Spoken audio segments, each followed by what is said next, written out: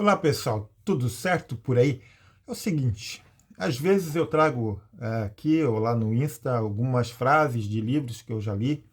Eu já leio livros já há muito tempo, tenho aqui atrás uma pequena biblioteca e às vezes eu vou recordando aí algumas leituras que eu já fiz. Então algumas coisas que eu acho interessante eu vou estar trazendo para vocês aí, mesmo que já fazem alguns anos que eu já tenha lido. Eu já trouxe ou comentei já em algum dos meus vídeos sobre o Watchman Nee, né? O Watchman Nee, ele foi um cristão evangelista, né? Ele nasceu em 1903 na China e morreu na prisão, né, por conta da sua fé em 1972. Não era, originalmente o nome dele não era Watchman Nee, mas ele acabou adotando depois, né? Watchman é um termo em inglês que significa sentinela. Nee, sim, era um nome chinês que ele tinha. Então ele manteve o Watchman Nee. Então a obra de Watchman Nee, ela principalmente acontece ali na década de 30, início da década de 40, e ele desenvolve uma espiritualidade cristã muito intimista, né? Talvez até por conta da sua influência oriental, e também ele trouxe, ou a igreja brasileira, ela foi muito influenciada por um pensamento dele que fala das questões das igrejas denominacionais.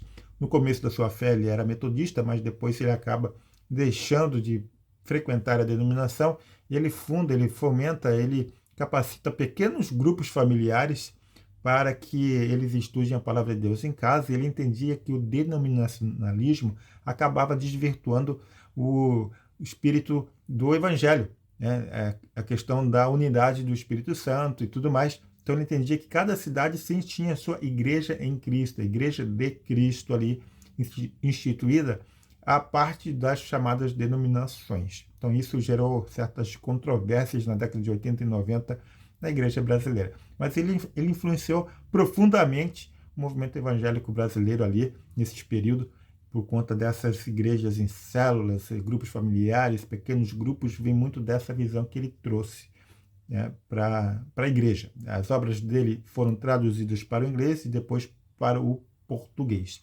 Eu tenho vários livros dele, entre as quais um que eu vou comentar com você hoje é sobre o Mensageiro da Cruz.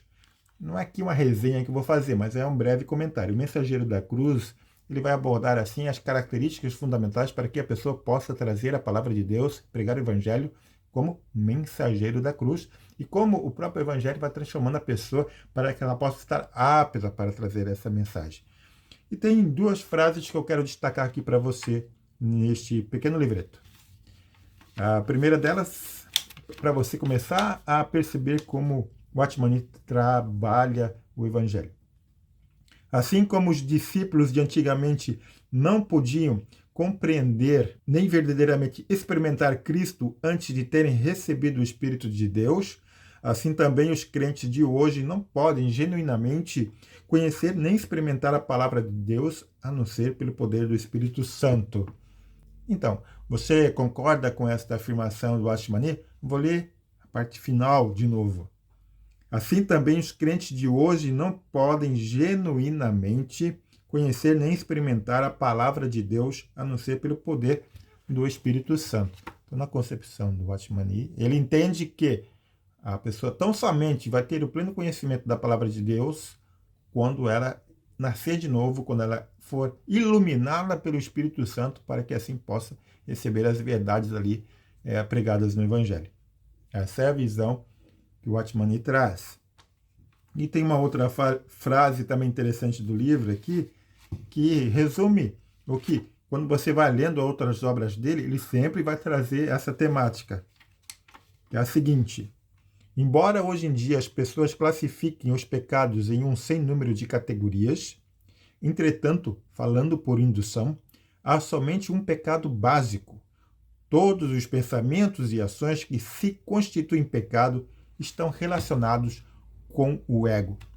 Watchman Nee vai trabalhar bastante a questão do ego, do eu e da morte desse ego na cruz de Cristo. Então, quando Jesus morreu, ele levou sobre si as nossas enfermidades, os nossos pecados, e nós morremos junto com ele, conforme a leitura dos evangelhos das cartas paulinas que a gente vai lendo, vai conhecendo no Novo Testamento, principalmente, como isso se dá, esse processo de novo nascimento, de renúncia do ego, do eu, em favor de uma vida com Cristo, em Cristo.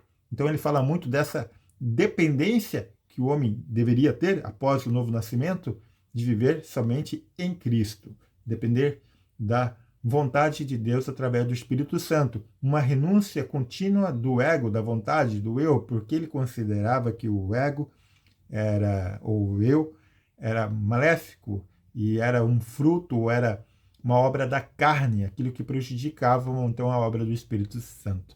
Então por aí você começa a entender assim essa visão assim, de intimista, dicotômica até, entre o espiritual, não é? A vida plena no Espírito Santo, e o carnal, uma vida debaixo das vontades do eu e do ego. Então tem esse conflito, essa tensão na obra de Watchmani durante todo esse período de tempo. Tá? Então essa é uma pequena introdução. Obrigado aí pela tua companhia e fique com Deus. Um abraço.